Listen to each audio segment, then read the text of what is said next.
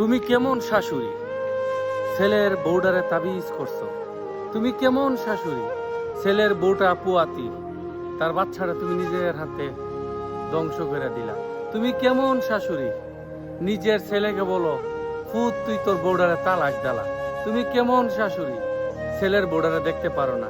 ছেলেটার একটাই দোষ, সে প্রেম করে বিয়া করছে। সমস্যা কি? সে তো বেচারির ঋণে খুব ভালো আছে, সুখে আছে। আপনি বেচারার বউডারে বাড়িতে রাখেন না, বেচারার বউটা বাপের বাড়ি থাকে। এখন আপনি কালো জাদু করছেন বউরে। আহা আগো খালাম্মা, আপনি মরার পরে একমাত্র আল্লাহ জানে আপনারা যে কি শাস্তি দিব। নিজের গর্ভধারণী ছেলে, আর ওই ছেলেটার বউটার আপনি দেখতে পারেন না। একটা বাচ্চা তার পেটের মধ্যে জন্মগ্রহণ করলো, কত বড় স্বপ্ন ছিল, এটার আপনি ধ্বংস করে দিলেন। দ্বিতীয়টা এটারও ধ্বংস করে দিলেন।